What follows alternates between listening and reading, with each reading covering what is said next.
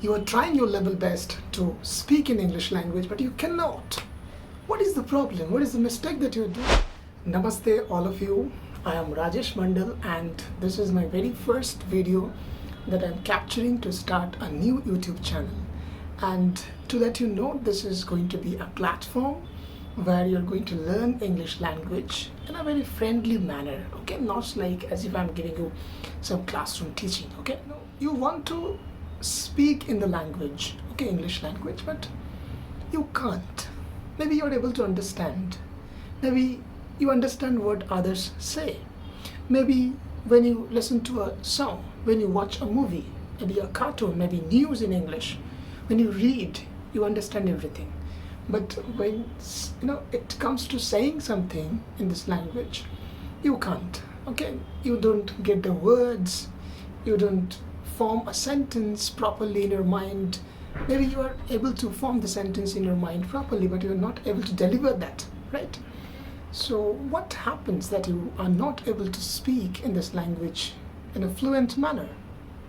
We'll talk about all these things in the future, okay? But today, as it is the very first video, we'll start with a simple grammatical rule, one or two, that you do apply in your day-to-day conversation, but you do some serious mistake with them.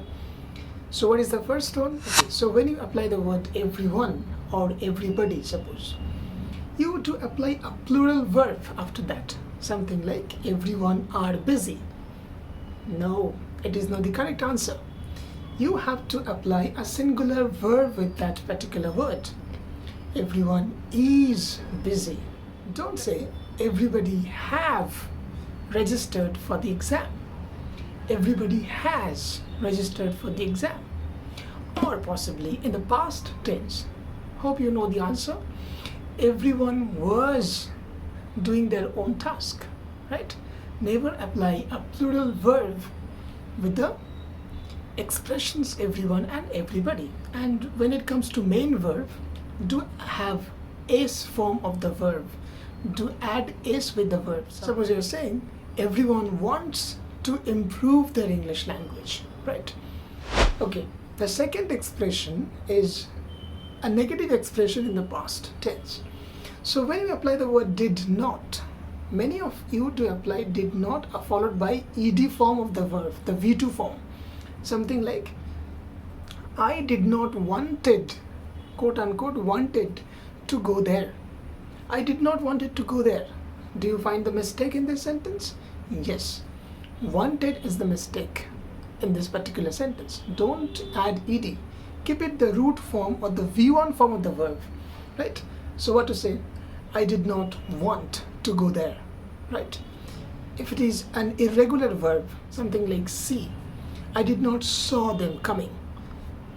I did not see them coming, right? So this is the way you can improve your English language with simple rules and improving your language a bit every day. Keep in mind that practicing is very important, okay? If you want to improve your oral skill, your speaking skill, practicing is very important. And this kind of one or two simple grammatical rules, they do matter because people do judge you based on whatever you are saying. If you are saying something wrong, I know the correct expression, I will judge you. Obviously it happens as a human being, Anyway, as it is my very first video, I'm a bit nervous, and I hope that I will be having your support to continue my journey with this channel, and I'm very hopeful that I will be successful. I wish you good luck and good health, and keep learning with me, and please do support me. Thank you very much. Take care.